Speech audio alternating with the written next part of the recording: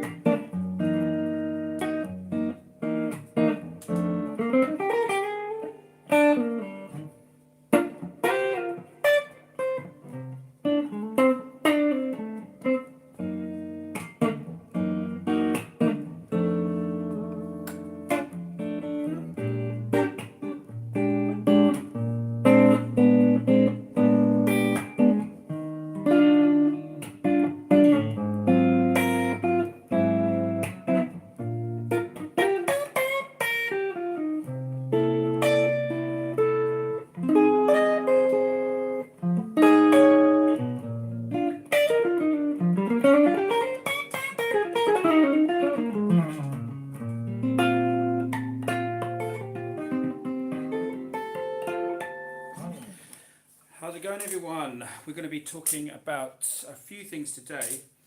Some advanced sort of playing, improvisation, and some kind of some stuff for some beginners and everything in between.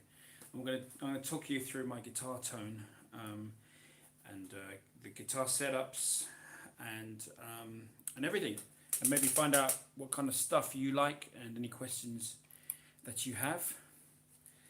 And Thomas is very observant. You've noticed that we've actually got another pickup. We've saved up some money, and let me shut this door because it just seems a little bit creepy. It seems like someone's going to come out of there. Yeah, we've saved some money up, and we've bought another pickup. I'm going to talk about this pickup in a minute because this is we're going to be playing just on this pickup for the whole show. I think most of the show, unless someone wants me to play slide guitar, of course.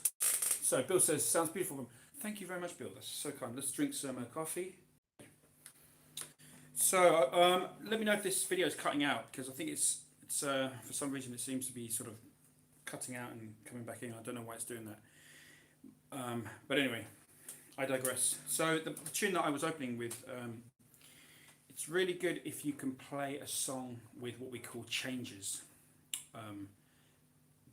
Some changes, not just the 3-chord blues. So we're going to talk about that. How to play a song with 3 chords, but what happens when there's another chord, and what scales do we play over what chords? I think that's something that is going to be really good for us to talk about in this lesson.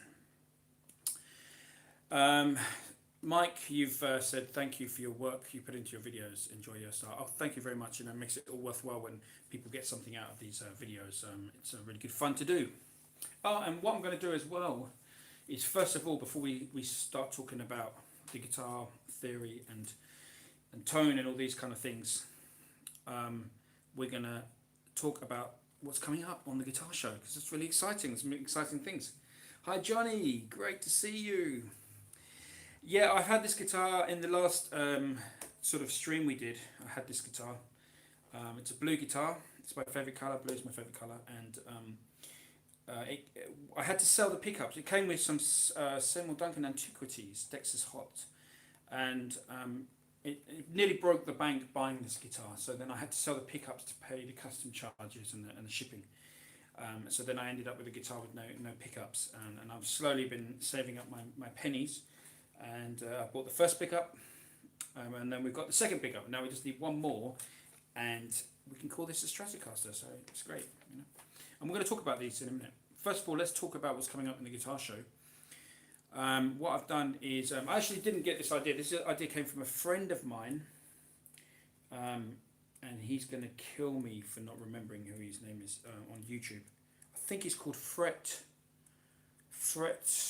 He's in Cornwall. He's a great guitar player. He's like a kind of Steve Ray Vaughan Texas blues guy.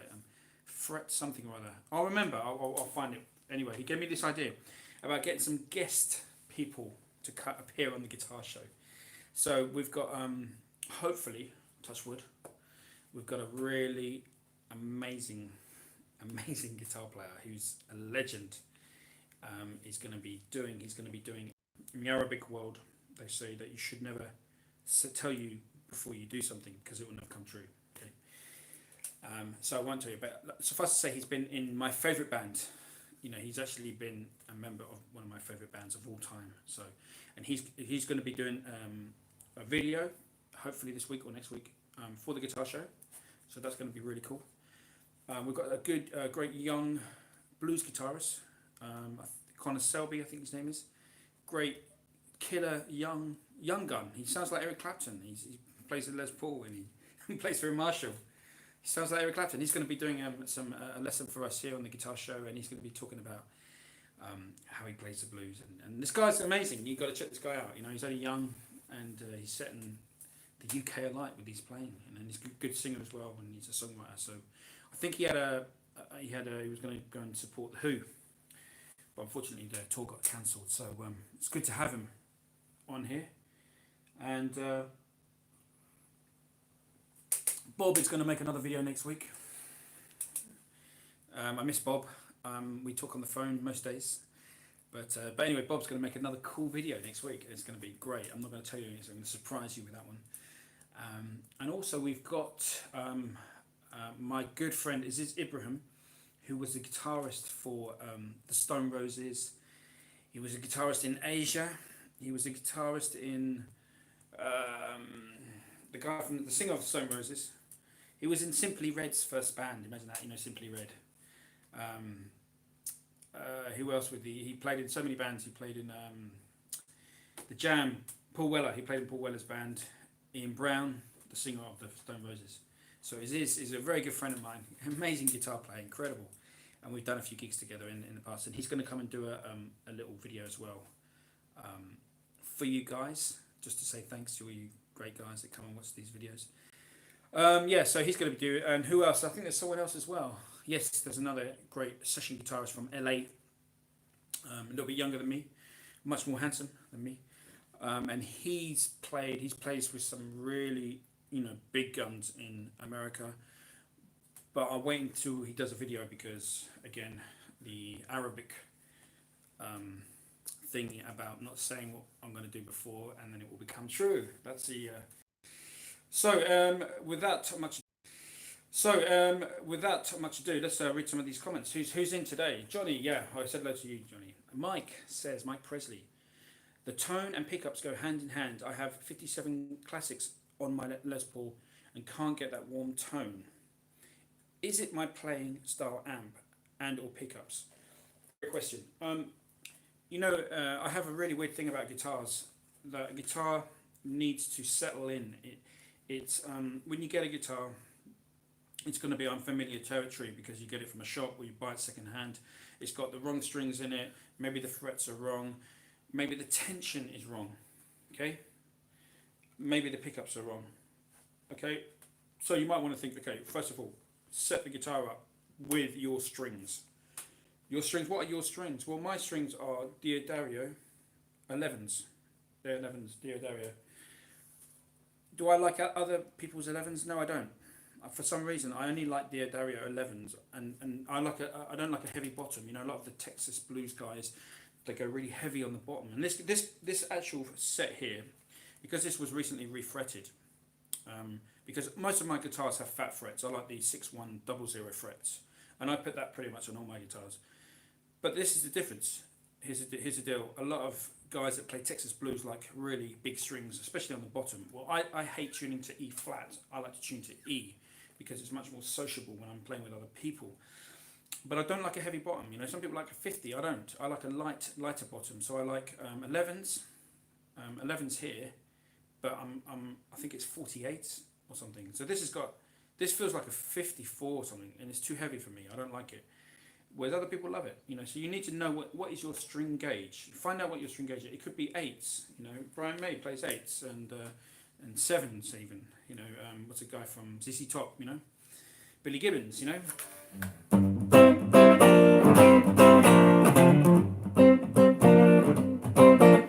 Billy Gibbons, he plays 7s or 8s and gets a monster tone. But you need to find out what is your string gauge first of all, and then just put that on all your guitars. Obviously, some guitars you might want to change the string gauge for certain reasons. Another thing, okay, what about the tension in the neck? The tension in the neck is going to be very crucial.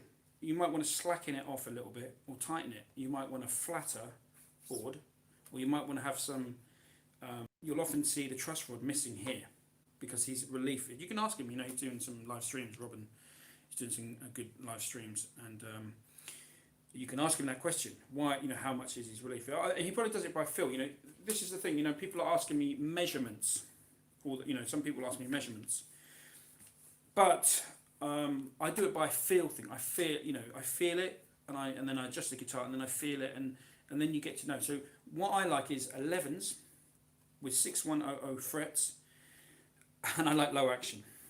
Okay, unless I'm playing slide guitar, then I like high action. Now, if you like smaller frets, lower frets, then you might need more relief to get your fingers underneath the string to bend it. So can you see there's a difference? I like tall frets. I like 6100 frets. They're tall.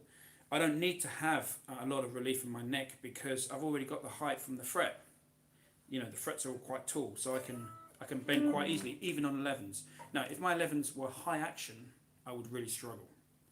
But I don't like 10s. I can't play 10s. So it's kind of like you have to kind of really, it's a feel thing. You feel it, you know, you might want to measure it, but it's different on every guitar. Someone just said, I just noticed, someone said I like a different string gauge on every guitar. And that's fair enough because obviously, you know, on a Gibson short scale guitar, Gibson style, when I say short scale, I mean a Gibson scale, it's the strings are slacker and the Fender scale is longer, so that the strings are going to feel tighter. You know? Here's another deal with the Strat. I like to bolt the springs. I like to have 5 springs, okay, always 5. And I set it so that the, I don't know if you can see this, I set it so that this is not floating, this is against the body, because when I bend the string up, I don't want to be bending up all the springs in the back and the tremolo all at the same time. I don't like that feel, it feels horrible, you know, so for me personally. But Jeff Beck, he loves it, and Jeff Beck has made a career out of setting his trem halfway, same as Hank Marvin. So it just depends if you want an up pull or down pull. You know, I don't need an up. I have 0 up. I just have down. But if you listen to this, you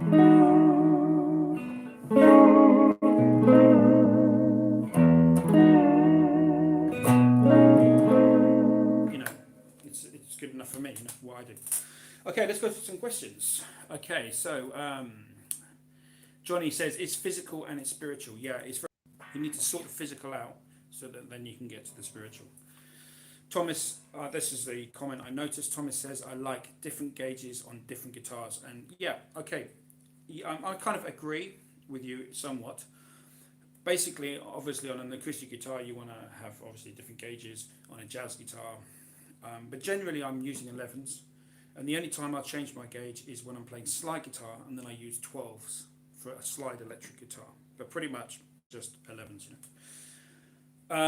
My brother, Johnny, does my brother play? Yeah, my twin brother, Joe, who I'm not happy with. I'm really angry with my twin brother because my twin brother is one of the best bass players you've ever heard. I mean, you know, he can do from Sid Vicious, he can play like Sid Vicious to Jaco Pastorius and everything in between. But the only problem is he gave up playing bass to well, the story, I'll tell you a little story about my brother. He ended up busking on a bridge over the Thames in London, and he had holes in his shoes and he had developed a cough. This is about 10 years ago. So I said, Joe, you can't busk, it's, you know, you're getting too old to busk. So then he got into computer. He's going to come back playing bass in a big way. He just told me on the phone this morning. So let's hope we can get some videos and get Joe back playing bass, you know, because he really is an amazing bass player. Right, so Chris says, I use a deluxe reverb, tight fit 10s for my Strat, nice, but 9s for my SG as I prefer that feel and the tone works better. Man, if you can change and you've tweaked it for each instrument, that's fine. Different strings. My hands are fat, they're like sausages. You know, my hands are pretty useless. They're not, they used to be nice and thin, but for some reason they've got fat and useless. They're like a bunch of bananas. So I can only play 11s. I can't play 10s. I kind of make mistakes when I'm playing 10s. But if you can do that, have, you know, swap the gauges, then, you know, all power to you. I think it's whatever works for you. You know, that's the thing. We talk about strings. We say, you know, find your gauge, and then you can get on with your playing. You know, and you're not thinking about your string gauge. You know. So let's have a look. Mike says it does cut out, but that's not the whole internet. Okay, yeah. So apologies. The strings offer a bit of reverb all by themselves. Yeah. So this here, it's like an echo chamber. The thing, guys, the thing with this, these are raw vintage springs. Raw vintage, check them out. They're the best. They're really good because they sound. That's how they sound. Who knows if it makes a difference, but I like the fact that, you know, and if you've got loads of fuzz and distortion, you can do a Hendrixy sort of crazy thing with that. Yeah, using all five is good. Okay, so, right, where are we? Yeah, so really great question is the tone's not happening on my guitar. We're going to talk about the guitar, and then we'll talk about the fingers and hands and everything. So you've got to be comfortable with your string gauge. The string gauge is the most important thing because it's the interface between you, your fingertips, your brain, your fingertips, and the instrument. You know, that's what you're touching. You're touching the strings, okay? So the strings are the most important things to get right. And there's different brands. Obviously, like I said, I like Diodarios. I'm pretty sure these are not Diodarios, and I don't like them because I just got it back from the shop. I need to change these to Diodarios and I'll be happy. But nonetheless, they're 11s, they're okay. And then we're talking about the frets, okay? Again, for me, I get something. I mean, I have vintage frets in some of these guitars. There's vintage frets and there's some other things. You know, I've got 13, 14 guitars here. So frets, you know, you should be able to play on any fret. But if you get a fret that you more or less like for me, it's the Dunlop 6100, and then I just shove them in all the guitars. And I won't put them in a guitar if it's if I've still got some fret life in it.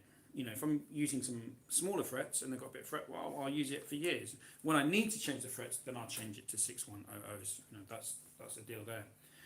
But again, like I say, I have 11s, a low action, and big frets. And for me, I can play the instrument. I can play whatever is in here. I can pretty much get it to here. You know, obviously we have to practice. You know, we have good days and bad days, but that's generally for me that works. So that could be an answer to your tone. Also the neck, just loosening the neck, tightening the neck. If you're not sure how to do that, don't do it because you'll break the truss rod. But if you can do that, that can change the whole feel of the instrument. You know, that can slack the neck off a little bit. The instrument comes alive. You know, so you can sustain more. That can also be a thing as well. Okay, have you tried stainless frets? No, I don't actually like stainless frets. So I haven't tried them. There is a reason why. Is they're too hard. Stainless frets are very, very hard, and again, that's gonna, in my opinion, that's gonna stop the vibration in the neck. You know, they're very hard and brittle, and just in my opinion, this is just an opinion, but it might just be, I might be wrong here. But stainless frets are too hard. They don't resonate as well as, you know, the normal Dunlop sort of stuff. So the pickups, you know, pickups. This is my deal with pickups. On this pickup, this is a 7.4K pickup.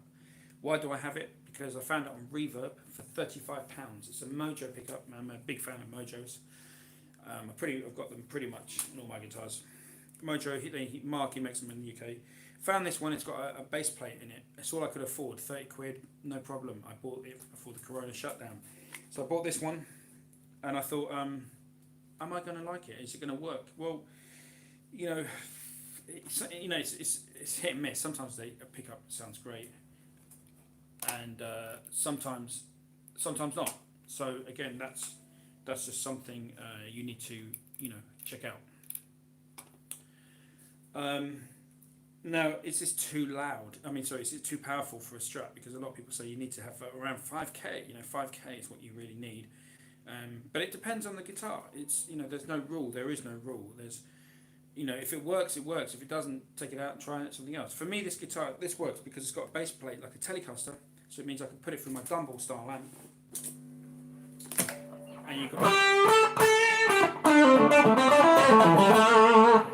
you know, it sounds really good. It sounds like a Telecaster, you know. Yeah, and it's a normal Strat pickup is a little bit too weak for a Dumble overdrive, you know. So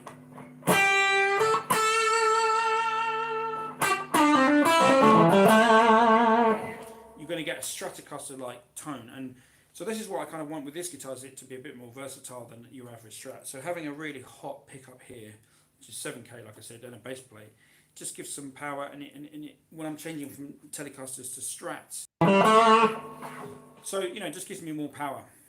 What I wanted to do as well is experiment with some of the pickups, because the thing with the Stratocaster, the interesting thing with the Strat, is you don't need to have 3 pickups by the same company.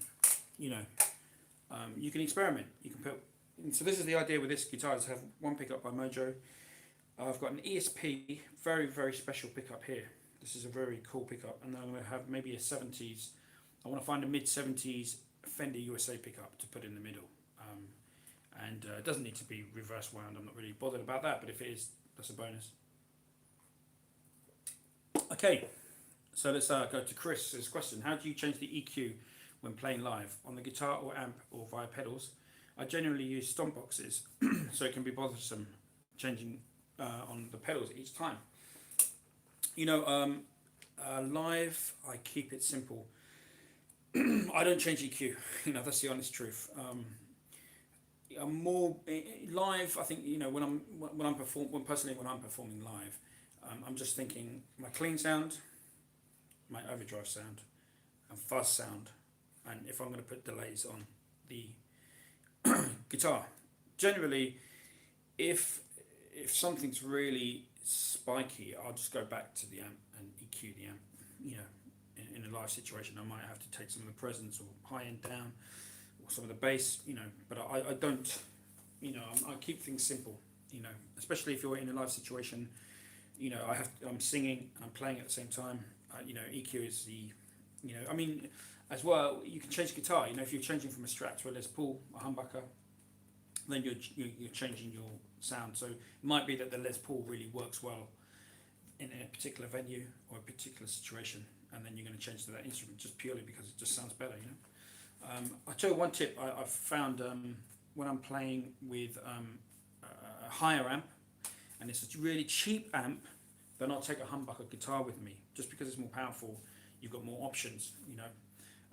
The Strat could sound really weak through like a transistor cheap amp, rental amp. It could sound whereas at least a Les Paul you've got a bit more power, and then you can fiddle around with the tone controls.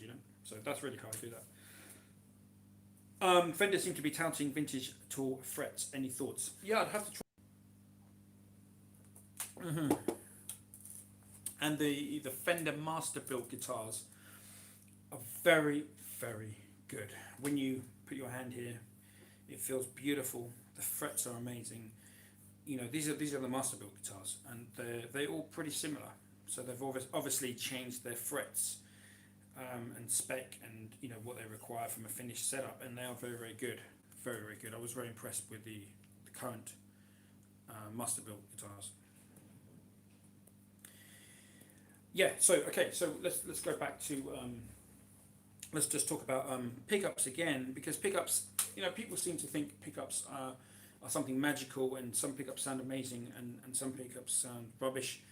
And so what I want to do with this guitar is have a Mojo here, an ESP here, and a Fender USA from the 70s here, just to prove to everyone that it doesn't matter. A pickup pretty much is a pickup. There is some subtleties there, but at the end of the day, you could have 3 pickups, vastly different pickups in a Strat, and it's still going to work. It's still going to sound good, because the most drastic thing you can do is change the pickup height. If you obviously want it louder, you raise it, and if you want it lower, you've got to be careful though that the magnet pull is not pulling the string, because that can create a double harmonic.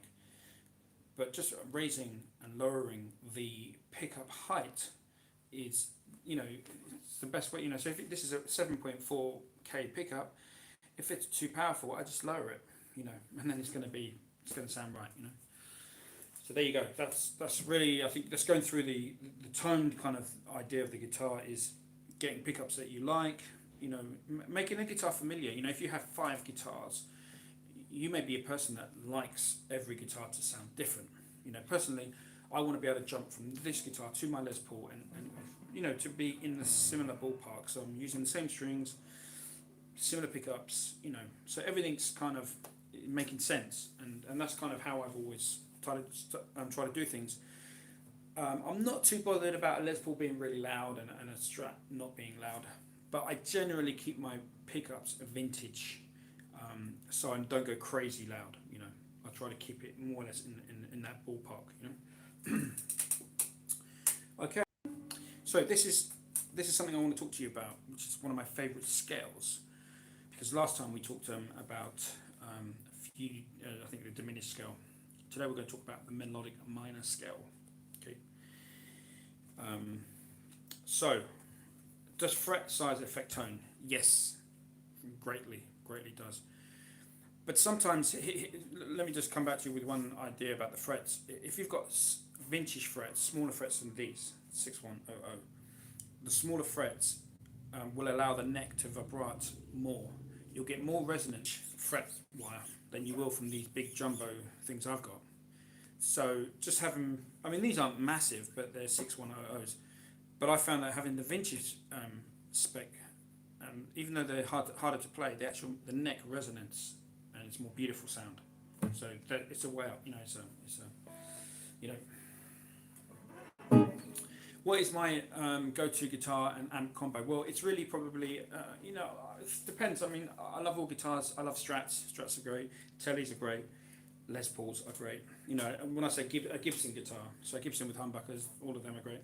So really Gibsons and Fenders are really my thing, really. That's what I like, Gibsons and Fenders. There's semi-acoustics and all of that sort of stuff, and I love all the, you know, the Gretschers. Gretschers are amazing, and Rickenbackers, and, you know, all those other guitars. But generally, it's a Fender or a Gibson guitar. And then I love Dumble amp. If I'm playing kind of blues, and I've got to play, you know, when I say I've got to play, it's, you know, I mean...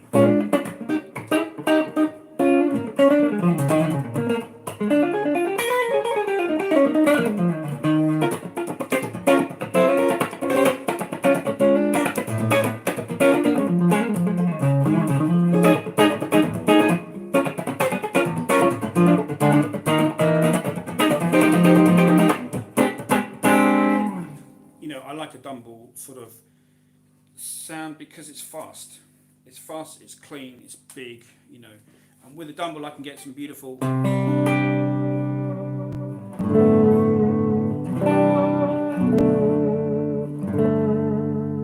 know, I can get that kind of thing. You know, the Dumble, it's a fast attack. When I say Dumble, I don't have a real Dumble, I have a copy of a Dumble, you know. So it means it doesn't have a... so I like to have the overdrive from the amplifier. So this is the overdrive from the amp.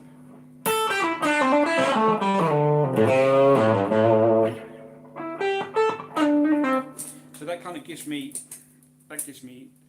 a very simple setup. You know, just the amp head, the speaker, the guitar, and a cable. And I put a bit of reverb. You can see, I don't know if you can see this. It's got a Carl Martin headroom, which is a spring reverb pedal, and that's in the guitar loop. You know. So I like to keep things very simple. You know, life is complicated. You know, keep life simple. Instead of having loads of pedals, I like loads of guitars. You know, so lots of people. Some people have huge pedal boards. I have lots of guitars. You know, I prefer, you know, keep my amp thing simple, and you know. Martin says, Goose, love the content. Favorite PAF replicas for you? Okay, let's well, okay. Before we talk about PAFs, this is a very unusual pickup which you would never have seen before. This one here. I don't know if you can see this very well. But anyway, this is an ESP custom lab pickup. I think it's about 6.4K if I can remember. But so it probably would be better there, but I've got it here in the neck. It's a very kind of tight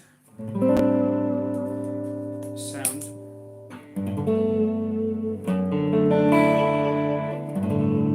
It's probably not coming through on the phone very well, but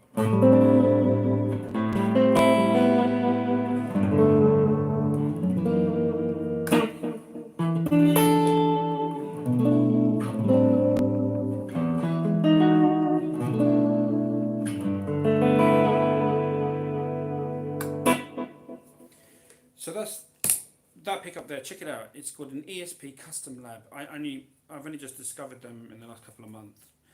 and this pickup is just crazy. It's beautiful. It's amazing. And so, you know, just when you think you know all the pickups, they also do a path, but I haven't played one of them.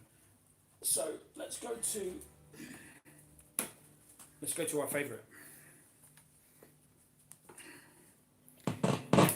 You know you love this guitar, guys. You know you love it. Makes pickups, and he stopped making these for the general public because people, I don't know why. I think they're quite expensive to make, so he doesn't tend to make them very much. But these are really beautiful sounding, especially in this guitar. They're very, very big, sort of fat. They're kind of like fat, but when I'm A-Bing them with real 50s Gibsons, they're in the ballpark. You know what I mean? So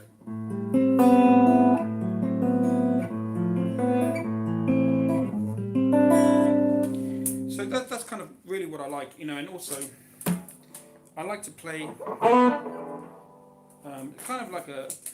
If you turn the volume down and have it on the back pickup.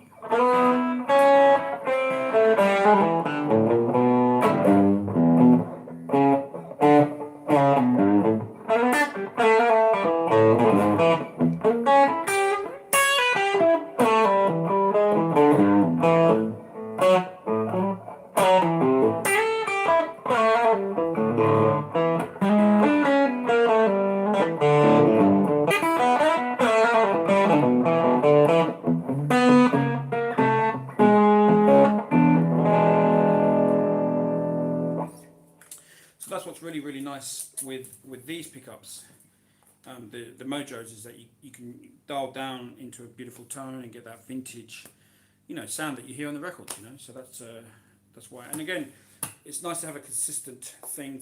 All my humbuckers are from the same maker, so they pretty much sound the same.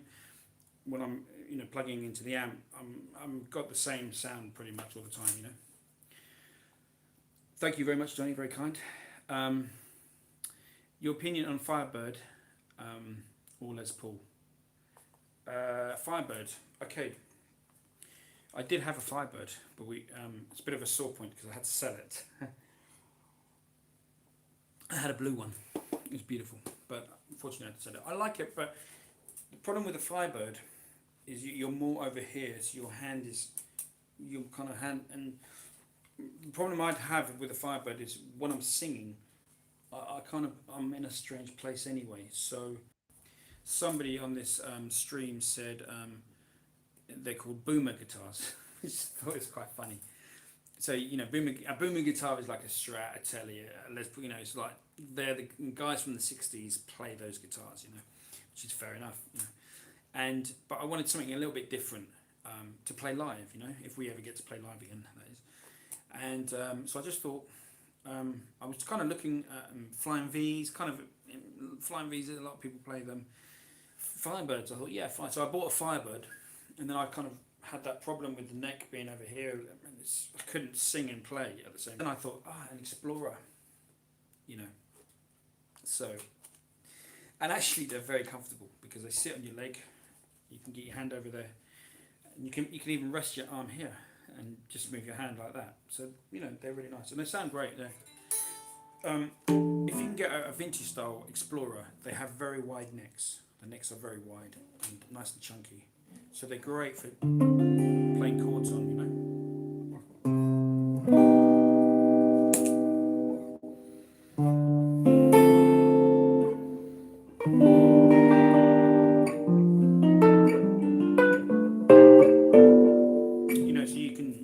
chords on them really easily. You can fret on them, and they're amazing. I mean, I never thought I would like an Explorer so much until I got one. And when you get one, it's like, whoa, So there you go. Yeah, that's right. These are historic instruments. So let's talk a little bit about some theory, maybe. I just want to show you one little trick that I've got. Just one little thing that you can maybe take away with you. So when I'm playing a blues.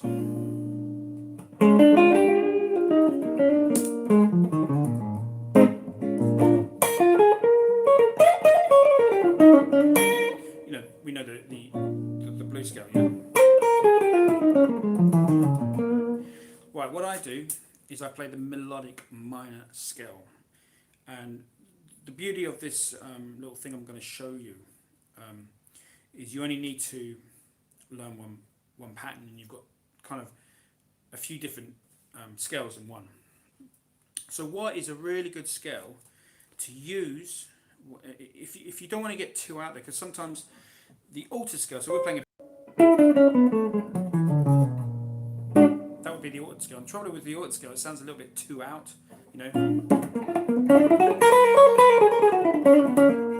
It sounds, it's like, so a really nice scale to use, and this might blow your mind, the name of it even. So don't fall asleep, guys. It's called the Lydian flat 7 scale. So the Lydian flat 7 scale, it's a fourth mode of the melodic minor scale. Okay, and I'm going to play you. This is in B flat. So we're going to go like this. Actually, we won't. Let's play it in C, so then it will make more sense.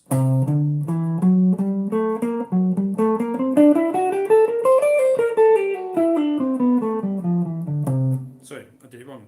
So it's C, D, E, and then we've got a G flat, G, A, B, C. Oh, so what am I doing here? We're in.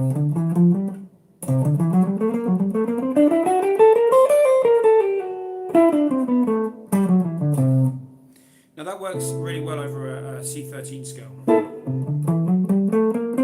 Because you've got your flat 7 here, 6, 5, flat 5, 3rd, 9th, boom.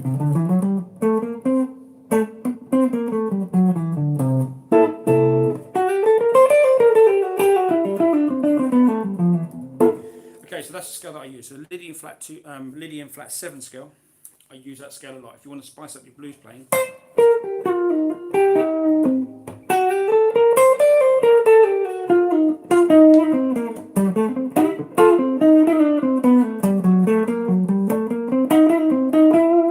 You can just shove that scale in anywhere and it's going to work. Okay, now just to take it a little bit further, this is where it gets really cool. So you got this scale here, which is called the Lydian flat 7 scale. Now, if you shift it up 1 fret, then it's actually an altered scale for your 5 chord. So your G7 sharp 9, you play that C Lydian flat 7 scale, upper fret, so it's going to be here, 5 chord, which is the G7 sharp 9 chord, altered chord, and then you're going to sound really hip because you're going to be playing the altered scale over that. So you kind of just one shape and you shift it up, and that's just a little trick that I use. You can take away with you. If you want me to explain that again, if you don't understand that, I can explain that again, and it will hopefully make sense. Right, let's go to some questions. My amp at home is a reissue Fender Deluxe Reverb. Your thoughts on that amp? Any experiences have you had with them? Any tips on warm tone settings would be much appreciated. Okay, so reissue Fender Deluxe Reverb. Well, I actually had a silver face reverb. I think it was a 72 or 74 or something. Can't quite remember the year.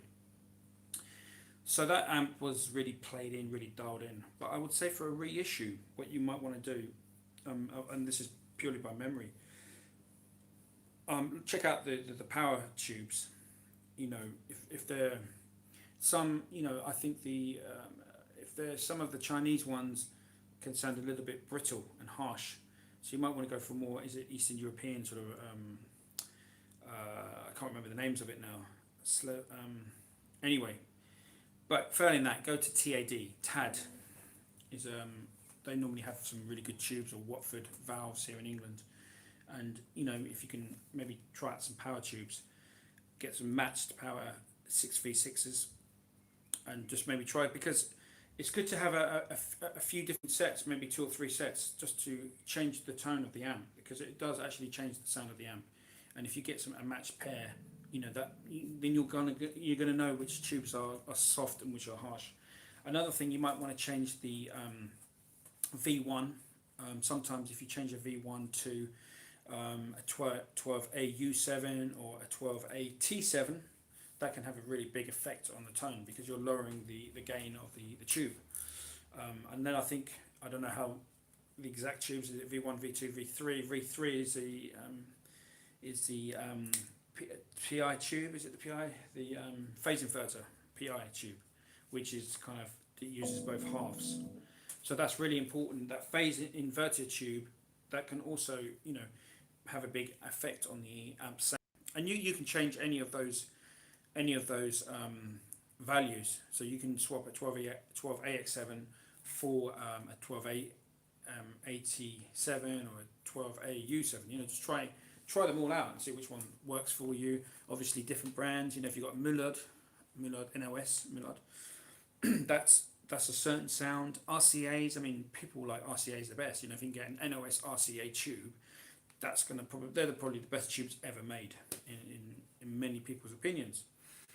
But some people like Telefunkens, some people like Millards. Millards are great in Marshalls and EL84 amps. So the valves are going to be your biggest change. The reverb has got a 1287. I don't know if that's really going to have much effect on the overall tone of the amp though. But that's something just to swap out the tubes. Then you might want to have a look at the speaker. Personally, I really love an old Jensen or a Celestion Blue, 15 watt Celestion Blue. If you can break that in 70 hours, I think it takes to break them in or something. That can also have a really big effect as well. So a few things you can do just to tweak the sound of it. If you want it sort of a softer sound, it might be that you want to lower those input, the V1 or the power tube, because it's too much gain. It could be the power tubes though, but I had a Fender Pro Reverb from '67, which was a drip edge, and it had some cheap Chinese valves in it, power tubes, the 6L6s. I changed them to some Eastern European ones, and it had a beautiful sound. So it could just be the power valves, But yeah, definitely tweak it, experiment it. My friend Aziz, he likes a greenback. He likes putting the Celestion greenback, and the Creams are really, really great speakers. So Celestians are making some amazing modern speakers now,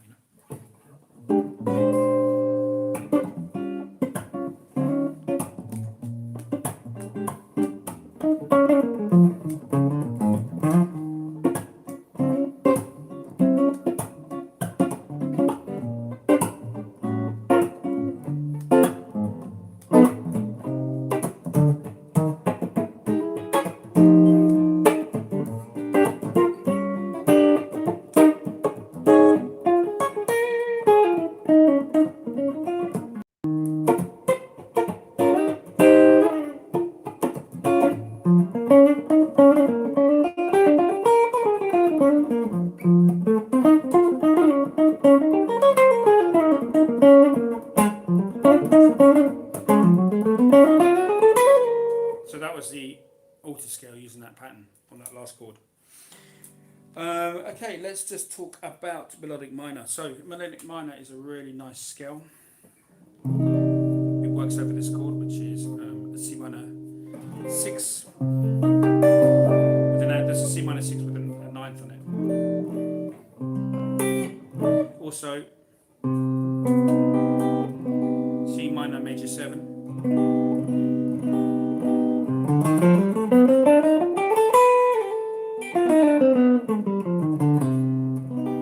And you can do a nice, really beautiful blues with this sort of.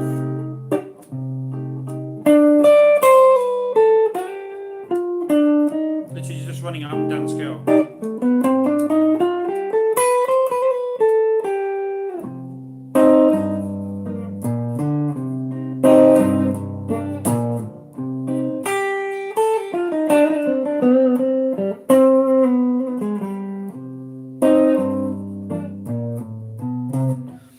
And it's the patterns are actually quite easy to learn. So we've got the first pattern,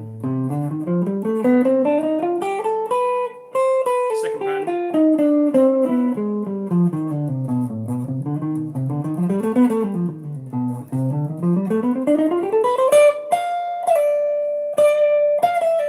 and then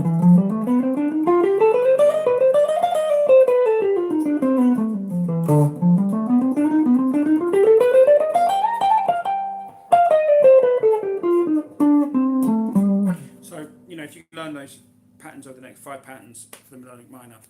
And that's a really nice to spice up like a minor blues, like I said. You know, it could even be you're doing a Tin Pan Alley style.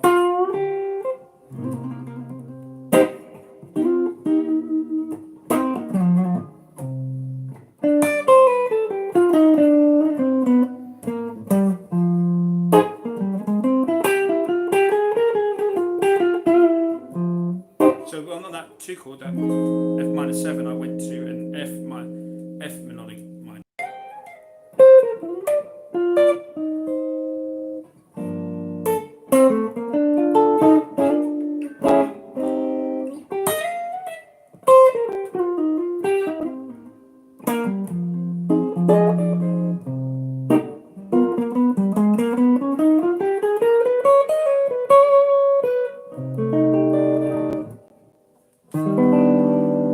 Yeah, so that's kind of how I use a lot of melodic minor ideas.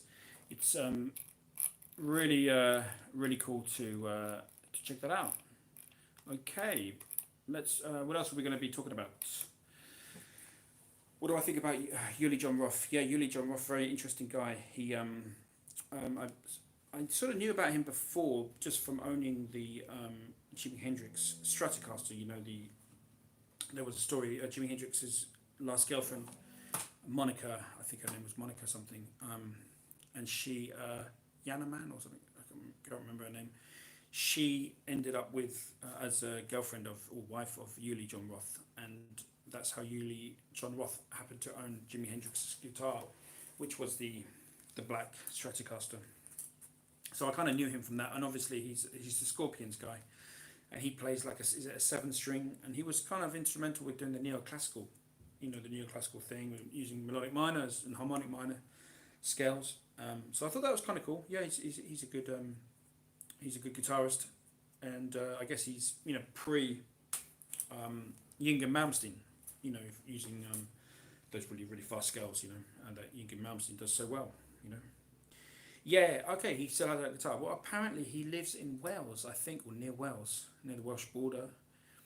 Monica Danneman, that was her name. Yes, Jacob, thank you.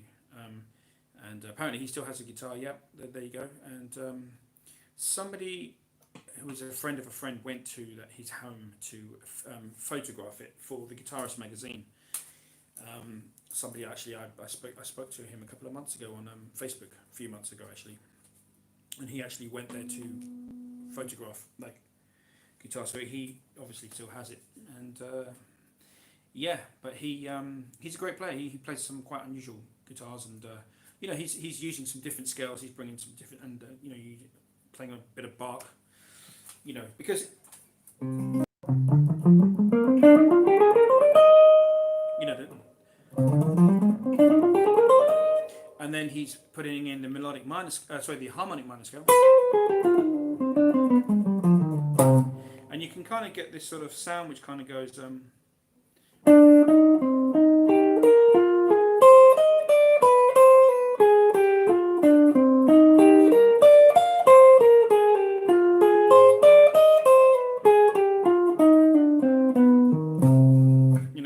Kind of vibe where you're switching from the harmonic minor to the natural minor, and you can, you know, if you think of Bach, that's that kind of style. You can do it better with your fingers, you know, if you're kind of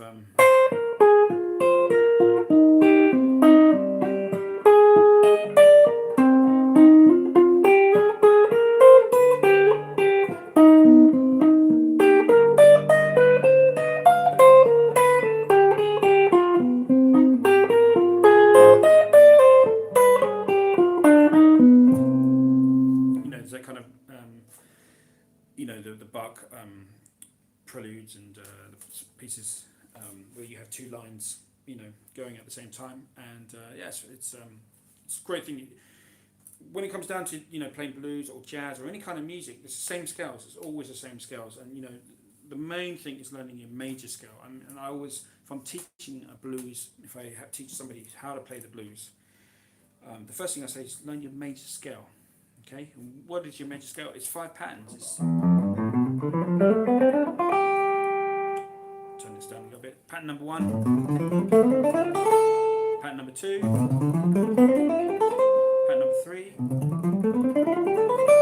number 4, 5. You know, you learn those 5 patterns, okay, and then it's what you do with those 5 patterns that's going to really, because that's just the white notes. All I'm playing there is all the white notes, and it's transforming, because what you have to see is we've got strings and frets and dots, and that kind of doesn't really mean a lot. Sometimes it means a bit, but if you superimpose those patterns, that's the white notes on a piano. So at least then you've kind of got a base to start on, you know. And even if you're just playing for 5 years in the key of C, you're going to really learn those patterns. You know, you're really going to learn those shapes, and then you can start to put them in different. Take the second pattern and move it to the key of A, because we love playing in A.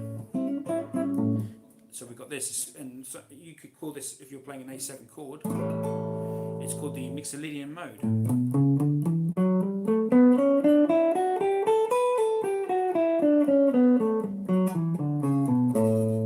That's a Lydian mode, you know. And literally, if you've got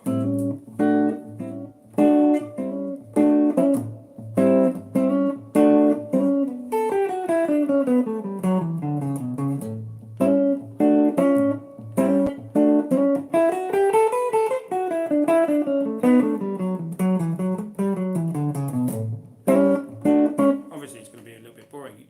So if you mix in the pentatonic scale.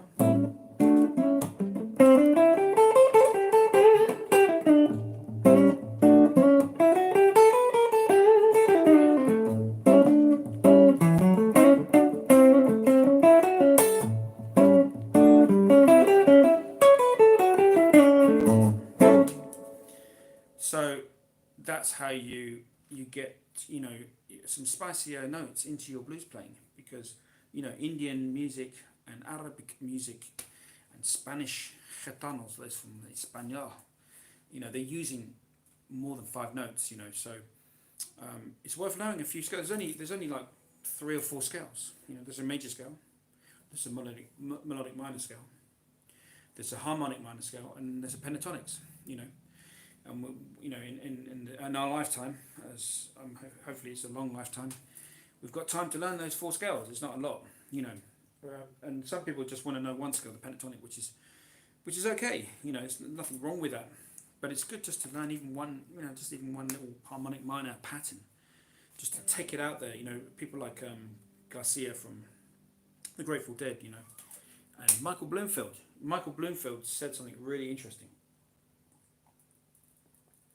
Jan Ackerman is he's an interesting personality, I'll say that, but he's an amazing guitar player. So one sec, guys. So yeah, Jan Ackerman, he's an amazing guitar player. Let's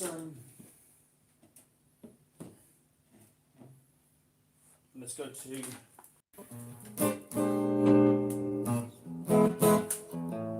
Olaf says size matters. Enough said.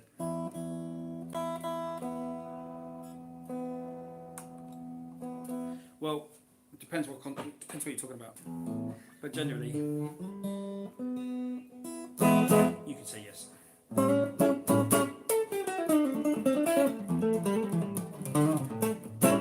Okay, so let's talk a little bit more about blues. So Michael Bloomfield said, we're going to wrap this up pretty soon. But Michael Bloomfield said that all music is modes. That's all it is. Just learn different modes. And okay, that's a little bit complicated, actually, in itself. You know, it's a complicated way of saying how to learn music. You know, there's a far easier way of talking about music than just modes. But generally, yeah, you know, like Indian music has,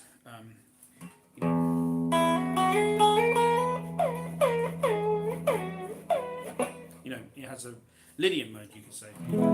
They use that a lot.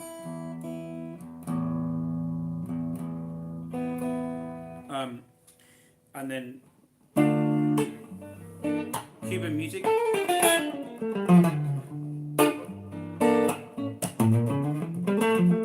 You know, uses the harmonic minor scale a lot, as well as other scales, obviously. You know, Spanish.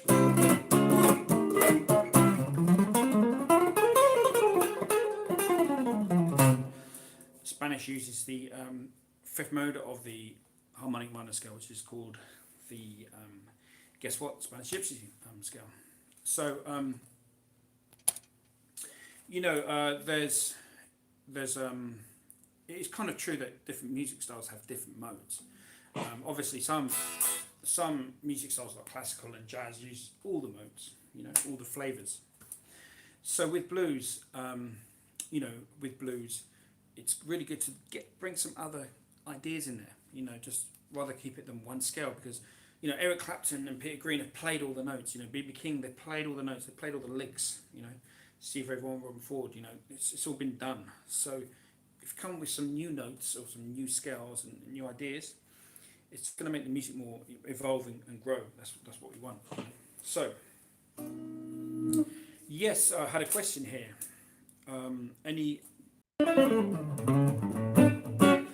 So the next person, this is a bit controversial actually, you might not like this, but the next person we're actually doing, the next person I'm doing is Elvis Presley, you know, the King. So I think that will be finished by the end of this week, or at least maybe tomorrow or the next day. We're going to be doing the guitars, the history of Elvis's guitars. That's the next one. Then I think I've got Chuck Berry on the list. Mick Taylor and Gary Moore also are on the list, and they're the kind of ones at the moment that I'm kind of thinking about. But at the moment I'm actually in the process of making Elvis Presley's. So there you go. Do you answer your question? You know. Okay, so let's just get back to some. We're going to get back to some a little bit of playing here. I'm talking about some playing. Another really good thing, if you're playing kind of the style of music, that any style of music, whether it's country, blues, or jazz, is being able to play in time.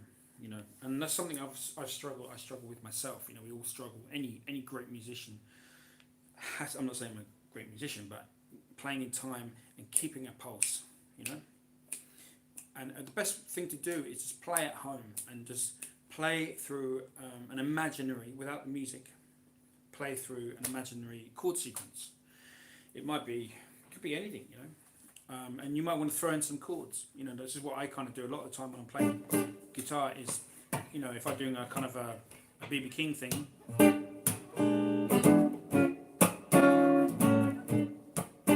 and then keeping that sort of rhythm as you're playing your soloing, you're improvising.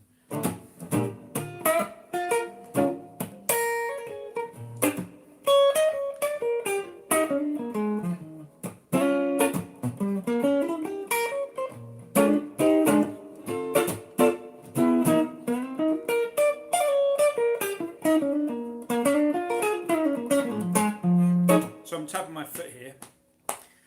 And so if I was playing all the guitar solo over that 12 bar, I'm really thinking about the chord changes and just keeping that bum, bum, you know, going.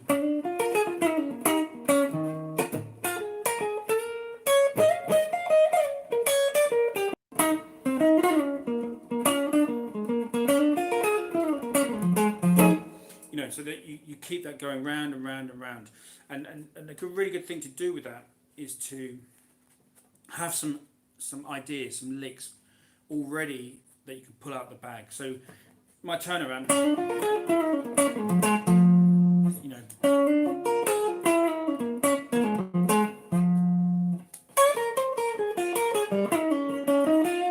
that could be a turnaround, or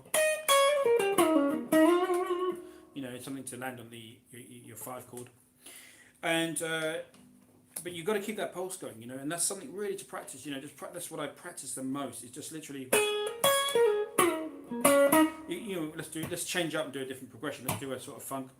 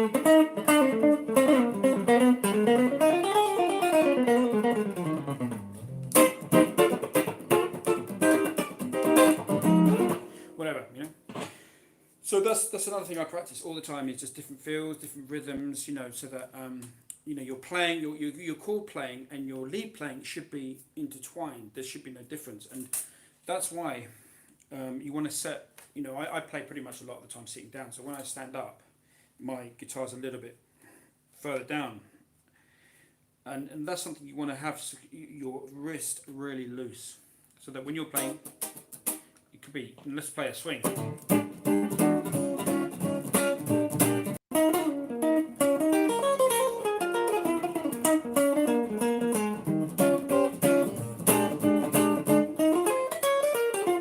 If you're using a different technique to play rhythm and a different technique to play lead guitar, you need to rethink what you're doing, in my opinion, and try to keep the same groove on your wrist, your same wrist kind of looseness, so that then you can kind of, if you wanted to go really crazy. So,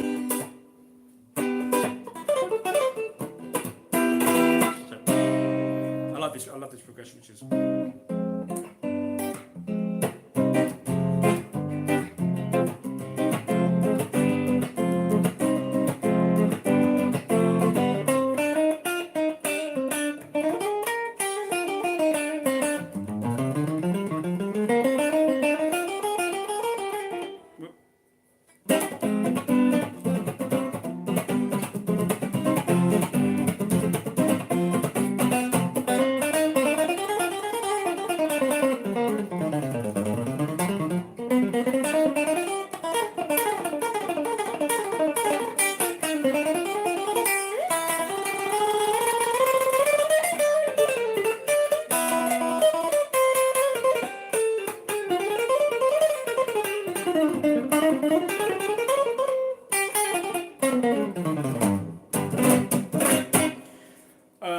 So there you go. This just a demonstration is that's called pushing the envelope, and I do that sometimes. This is not a speed thing. It's not a showing off thing, but I'm pushing the envelope with my right hand, so that when I do play slowly, I'm really in control of my technique. By playing fast, and it doesn't matter if you make mistakes playing fast because you're just playing at home. No one's watching you. But playing fast is going to give you that technique and confidence and the good style in your right hand, so that when you do play slow and something really beautiful,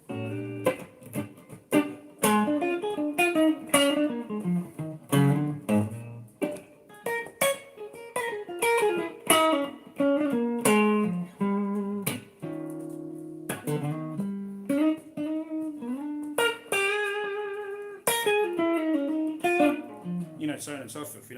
You've got that good technique from really.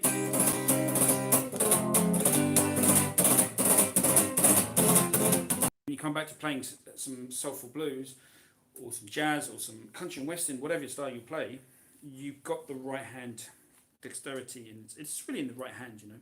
A really good guy to check out who I really like is Tuck and Patty. A good guy with a couple. Patty's an amazing singer, and Tuck Andrus is an incredible, god on the guitar, as Gary Moore is. Tuck Andrus, check him out. He does some crazy stuff on his left hand where he's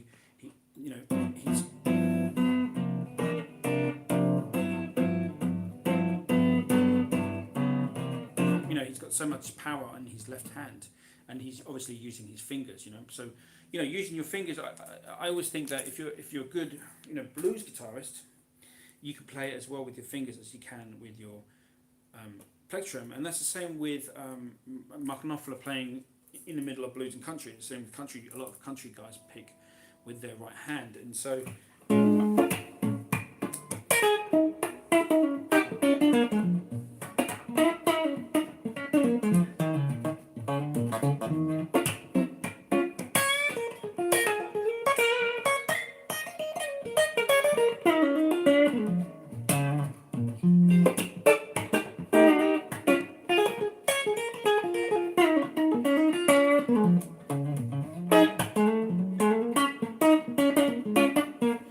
And obviously Tuck Andrus is a master of that. He just does all kinds of crazy stuff. I'm not that clever, but that's another thing is really using your hands. Okay, Mr. Blues Rose, great to see you. Jake says, I thought the fifth mode of the harmonic minor scale was the Phrygian dominant. Is that correct? I would be surprised if I'm wrong. No. You are very right indeed. The fifth mode of the harmonic minor scale is also called the Spanish Gypsy mode. It's got a few different names. Jacob.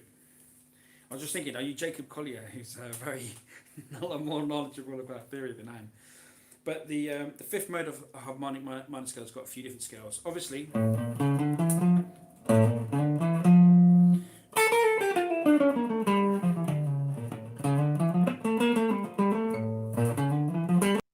it's also called the Spanish Gypsy mode because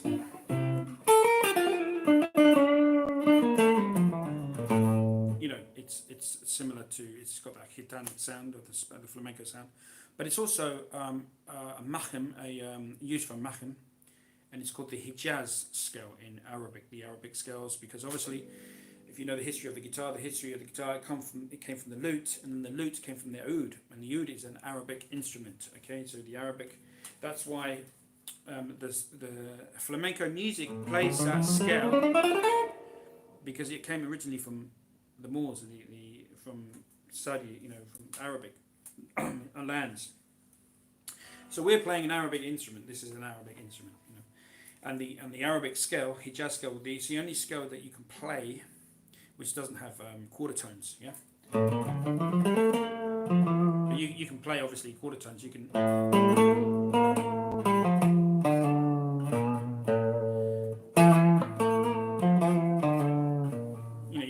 But it's the same as that. It's the same scale, but you're just bending. Hey, how's it going, Dav and Boweevil? How you doing? Good to. Namaste. Good to have you on board. I have never heard the Phrygian dominant scale being revered as the Spanish Gypsy scale, so that threw me off guard. Oh, okay. Well, there you go. If you've studied jazz, jazz is pretty. It's very focused. Jazz musicians don't like to sound like they're playing in the Egyptian marketplace. So in the context of a jazz, say for example, if you're playing jazz music, you're playing a song like Blue Bossa,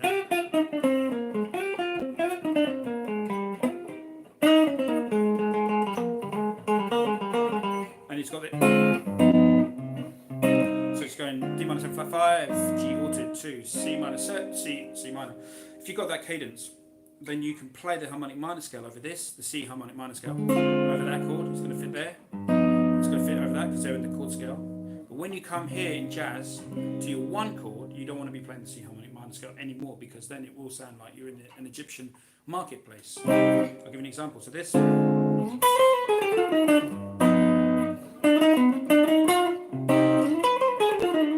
if you continue playing that, it just wouldn't sound very jazzy. So you can't.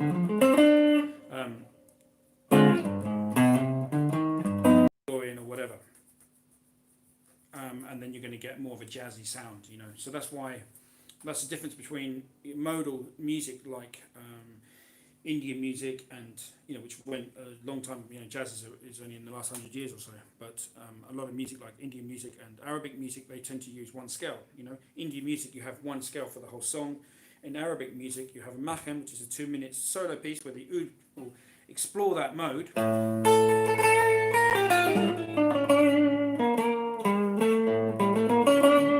And then you'll go into the song, and then that's when the singer sings, in Arabic, and so that's where, and the flavour of the mode is given by the oud player in the beginning of the scale. So sorry guys for lecturing you about that. Let's read some comments. Here we go. Did you mod the newer filmer sound you got to guitar amp? Results. This is it here. This is the new filmer sound. So let me just get this down. So these are quite interesting actually. These are EL84. How many watts are they? Output 14 watts output, and I think this was made in Japan, and it's slightly, obviously the classic 385 which everyone reveres, which I've got in my bedroom actually set up. That's 6v6 generally, and it was made in the 50s, the mid 50s. This is made in the 60s, and I think this is when they took production over to Japan. So this is basically a Japanese amp, but it was made for Canada and America and England. And this is a very, very rare model, which is 240 volts. So it's an EL84 model running at 240 volts. And I need to get this over to a guy called Bill Crenard from Two Rock, and he's going to modify it into an amp. I haven't actually got around to doing that. But the only difference between this and the other Filmer sounds is that it doesn't have I think it's the, it has a tube here, which I can't remember what it was. Is it a phase inverter? I don't know what kind of a tube. Not a rectifier, because a rectifier is here, but it has another tube here, which I can't remember what it is. So yeah, this sound, I've tried it out. It all really sounds amazing. And so when this is up and running, it'll be great because I can just take this to gigs in the UK without having to bring a power Variac, with me. So this is my third one. I've got two of these. I've got one. Well, I've got three, and I've got a mid 50s. Everyone loves and wants. So, but in my opinion, I actually prefer the EL84. The louder, cleaner, and they're beautiful, very chimey. So the 385 6v6 are nice, but they're a little bit dull sounding. Whereas the EL84, I think if you have two of them together, they would sound amazing, because one would complement the other one. Will you do a video on the history of Ritchie Blackmore's guitars? Yes, I will. I'll tell you why, because I really love Ritchie Blackmore. He's a crazy cat, he's a crazy guy, and he's such a character. He's an amazing character, and why not? I like people like him. I like crazy people, and it's a shame that he needs the money. I guess maybe he needs the money. I don't know if he's still earning from royalties, but they've got the other guy, Steve Morse, who's an amazing guitar player. But it's a shame that they don't bring Ritchie Blackmore back in the band. Long term. But I'm guessing the reason is, as you well know, it's probably money. And the way a band works is there's a split on everything. Tickets, merchandise, all that stuff, and there's a percentage. And for Ritchie Blackmore to go and gig with Deep Purple, they'd have to work out a percentage, and that probably they'd never come to an agreement. So that's probably never going to happen. So anyway, yeah, let's get back to the talk of modes. In the context of what you do as a player, where can you use modes?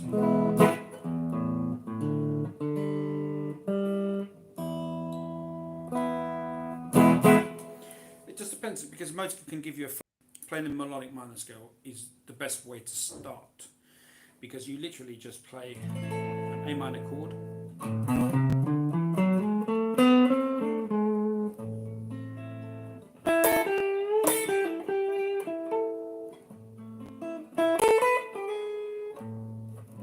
You just play that major 7 sort of.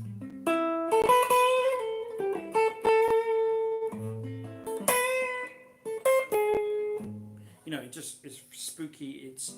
It's on Green Dolphin Street, whatever it is. It's just it's a nice sound. It's sophisticated. It creates a mood. And I think why not play some of these beautiful notes that because sometimes for me I hear the same solo over and again. We're just repeating the same solo, which is fine. There's nothing wrong with that. There's a place for that. But if you can just put something else a little bit, it's like, oh, what did he just do there? That's what I like. So that's a great idea. That's brilliant. So I see what a lot of guys are doing now. A lot of the young guns. Let's talk about young guns playing blues, because I'm really old school. My thought process when I'm playing blues is pretty much old school. I'm into players like the Chicago guys and Clapton and Robin Ford and Stevie Ray Vaughan, and they're all old boys now. And I'm an old boy as well, and getting old. That's my mindset. But I see a lot of guys, bringing some new techniques in, which are really good, and something I've actually copied them, because on slide, when I'm playing slide, we naturally do this. It's like an embellishment.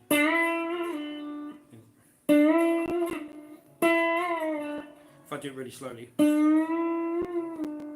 I do it fast. I do it all the time. I do it on guitar as well.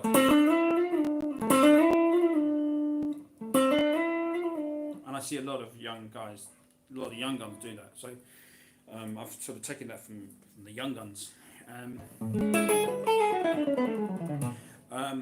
But you can take it further. You can bend and do it.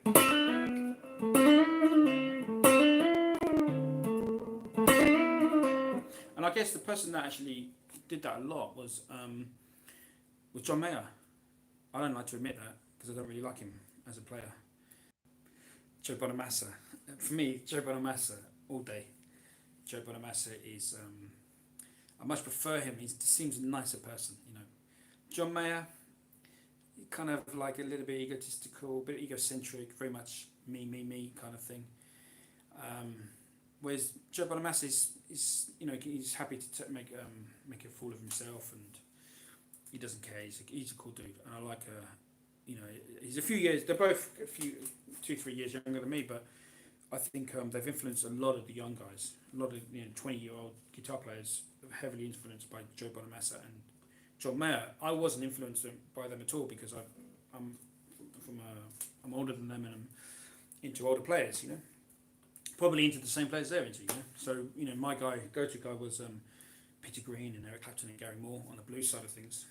Stevie Ray Vaughan and all the Chicago guys, and obviously the acoustic guys, and then the jazz guys. But I think these young guys, you know, and I noticed a lot of D'Angelo is a big influence in some players, and a lot of young guys like to mix it kind of D'Angelo.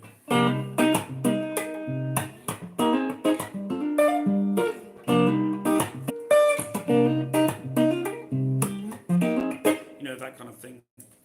And you know, mix that with jazz, and you know, so it's nice to see these fusing styles. But what I tend to see with young players, my criticism is they all do the same thing. So everyone's copying everyone, and just, you know, you see one young player, you've seen them all because they're all copying the same thing. I think in my generation there was much more diversity. You know, people were trying out different things. You know, even if it was the time of Oasis, you know, the sort of you know, playing tune, but. So it's nice, you know. I think that the younger players are taking influences, and there's some really good players. There's some really cool bands that I've seen on the fringes of pop, and they're doing some amazing things, you know. But at the same time, you know, people like Sonny Landreth, you know, a lot of people forget Sonny Landreth. Guys like that are still kicking and still doing an amazing, you know, slide playing, and you know, great players. And even who's the guy out in LA? He got corona virus.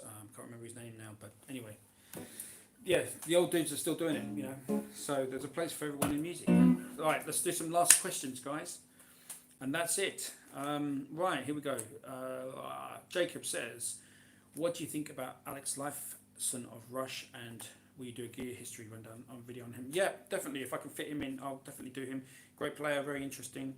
Not an obvious choice, but you know, Geddy Lee, Neil Peart, who rest in peace, and you know, they were great players, and it was great that they were bringing in musicianship. You know, that was a time when people liked musicians in pop. You know, so you know, that's great to see that band. Yeah, so we should honour these sort of guys. You know. Rich says, wonder if you tried your hand at some classic prog, Steve Howe, Hackett, Hillage and Robert Fripp.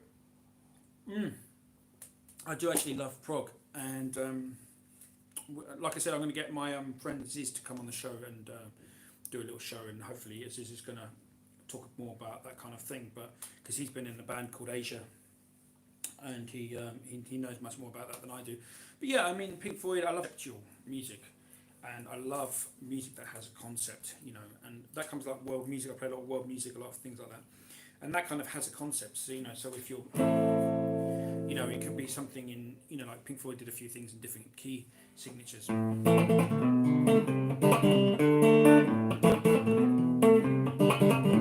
know, I love playing in different key signatures and different scales. Hungarian music, you know, mixed with rock and, you know, reggae. you can do it all in the same song. So in that sort of respect, yeah, I love progressive rock, and people like Hackett, Genesis. I mean, Genesis, big fan of Genesis music, great. Bob is actually a pretty big Genesis fan, so maybe Bob can do a show on that kind of thing. You know, that'd be really cool. But I love the Genesis. Peter Gabriel is amazing. I love, you know, Phil Collins is pretty cool. He's good, but I prefer Peter Gabriel. You know, his voice was amazing. Great, great songwriter. A bit more edgy than Phil Collins. But Phil Collins was great as drummer and everything. But I much prefer Peter Gabriel. He had something a little bit more classy, a bit more mysterious about him as a person. Are there any other guitar players that have influenced you that you would consider surprising? Yes, of course. Let's if I plug this in. Yeah, I mean, there's different guys. I mean, you know, Amplifier is he's an African guitarist, and he really sort of taught me using a thumb and a finger. So you're kind of doing.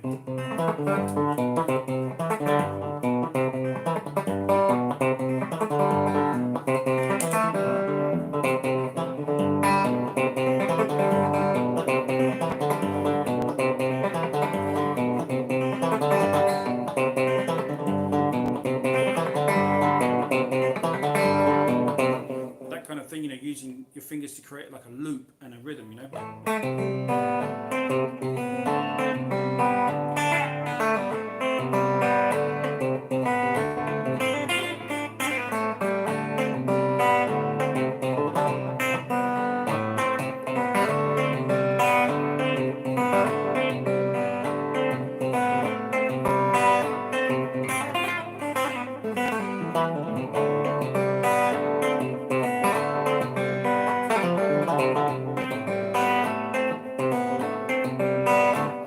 So that kind of way of playing where you're just using these two fingers. You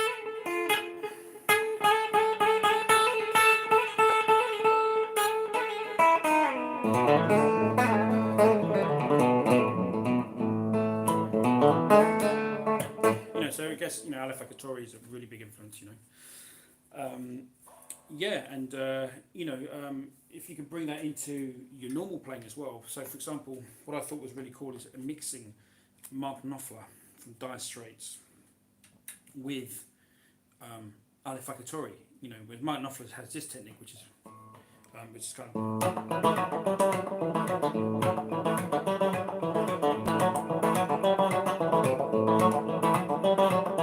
So that's Mark Knopfler, and then Amplifier is. And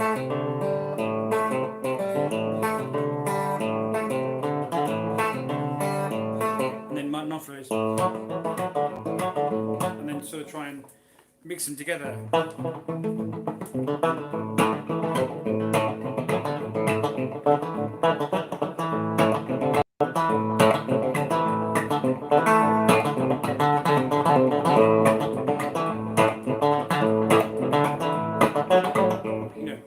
So that's, you know, that's another thing you can do is you can copy one guitarist, copy another guitarist, and then put them together, and you got your own style. You know, so that's something I try to do.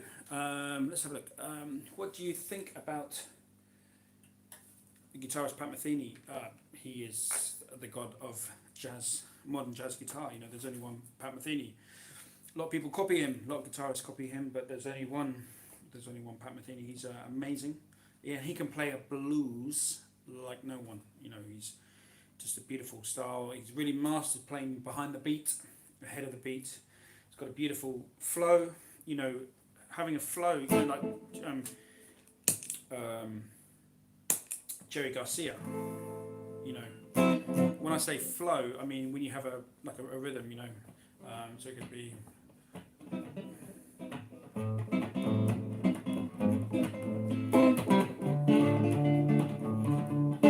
So maybe we do like a sort of.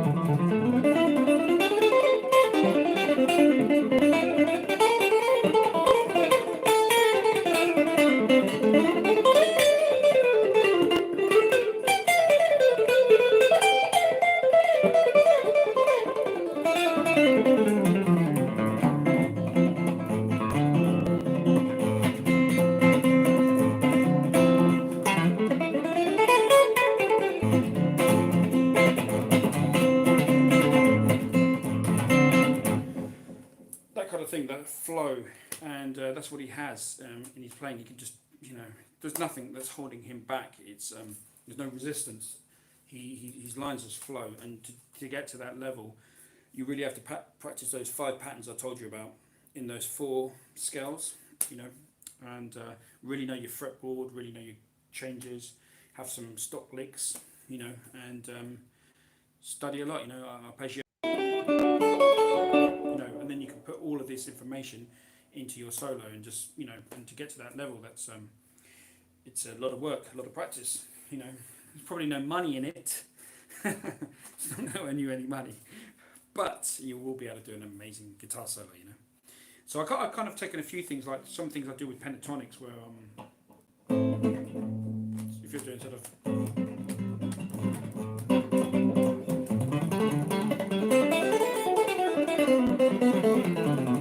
so that concept of the flow of notes.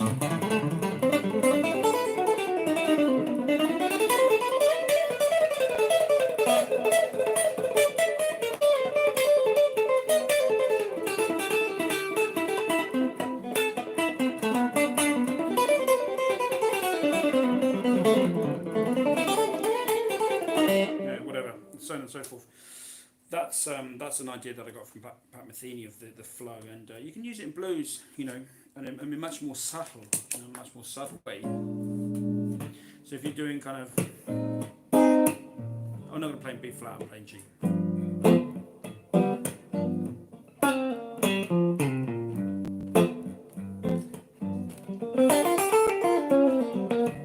So that, you play off the beat, so it's 1, 2, 3, 4, 1.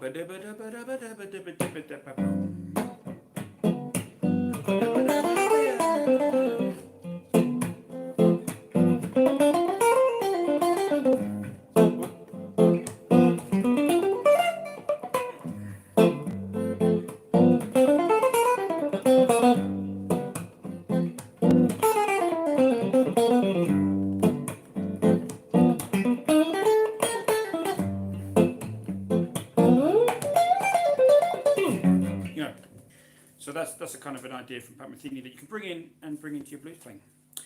Okay, guys, that's it for today. We've done an hour and a half. That's a long stream, and thanks for all your questions. We've got lots of stuff coming up, and yeah, great. Stay safe, stay healthy, and practice some scales. Bring some blues.